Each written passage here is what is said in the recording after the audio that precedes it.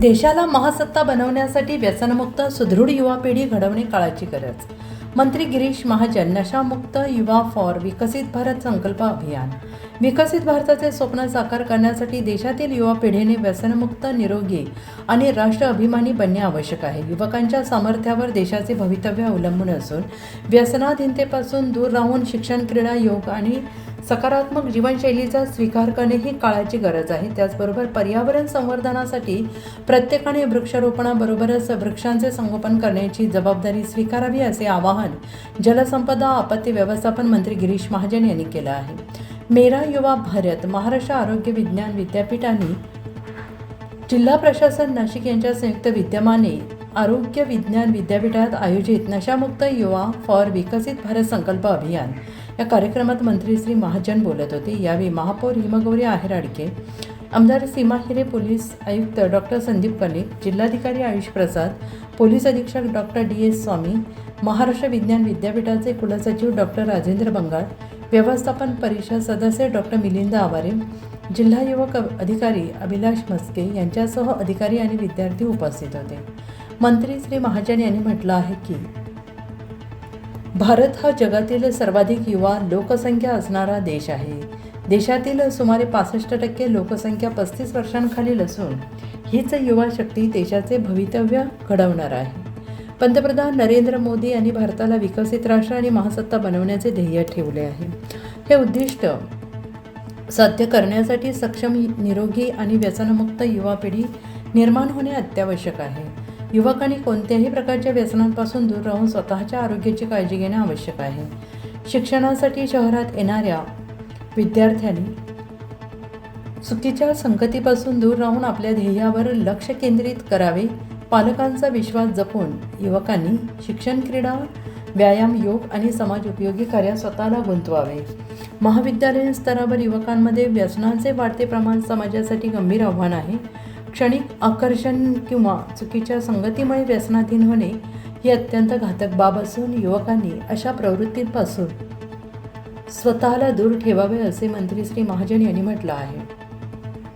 हवामान बदल, वाढते तापमान, अवकाळी पाऊस, गारपीट, नैसर्गिक आपत्ती ही पर्यावरणीय असंतुलनाची लक्षणे आहेत. या संकटावर मात करण्यासाठी वृक्षारोपण हा प्रभावी उपाय असून प्रत्येकाने आपल्या परिसरात देशी वृक्षांची लागवड करून त्यांचे संवर्धन करावे. वडपिंपळ, कडुनिंब यासारख्या वृक्षांमुळे पर्यावरणाचा समतोल राखण्यास तसेच जैवविविधतेने संरक्षण करण्यास मदत होते.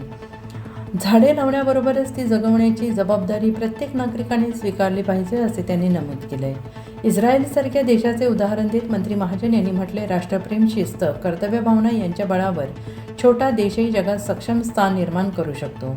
भारतातील युवकांनी राष्ट्रहिताला सर्वोच्च प्राधान्य देत देशाच्या विकासासाठी स्वतःला सक्षम बनवावे. निरोगी, व्यसनमुक्त आणि चारित्र्यसंपन्न युवा शक्ती विकसित भारताच्या निर्मितीचा मजबूत पाया ठरेल. प्रधानमंत्री नरेंद्र मोदी यांच्या नशामुक्त भारत अभियानाचा संदेश प्रत्येक युवकापर्यंत पोहोचवण्यासाठी सगळ्यांनीच पुढाकार घ्यावा आणि व्यसनमुक्त, हरित आणि विकसित भारत घडवण्याचा सामूहिक संकल्प करावा, असे आवाहन मंत्री महाजन यांनी केलं आहे.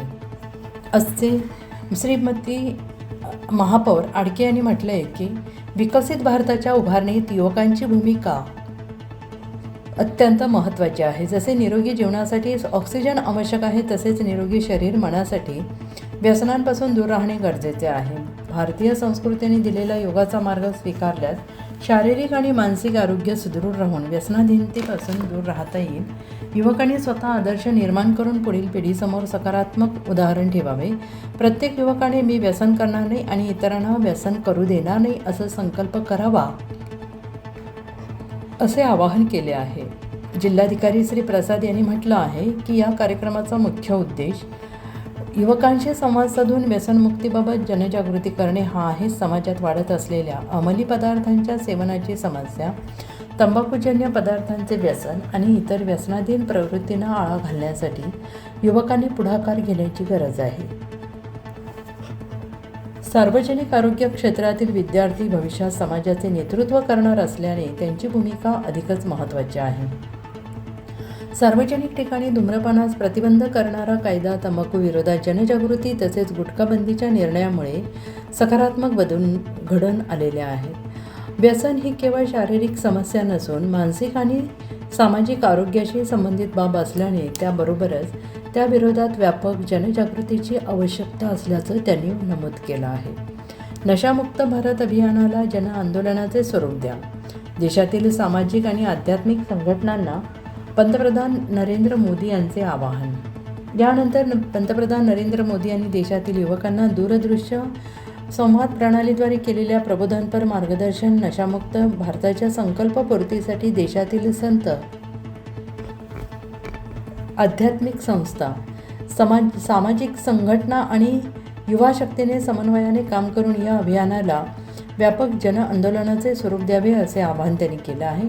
देशभर कार्यरत असणाऱ्या आध्यात्मिक आणि सामाजिक संस्थांचे समाजातील व्यापक जाळे आणि त्यांच्याशी जोडलेली युवा शक्ती ही नशामुक्त भारत अभियानाची मोठी ताकद ठरू शकते असे सांगून प्रधानमंत्री श्री मोदी यांनी म्हटलं आहे की येत्या 100 दिवसात प्रत्येक संस्थेने एक आठवड्याची जबाबदारी स्वीकारून नशाविरोधी जनजागृती उपक्रमांचे नेतृत्व करावे.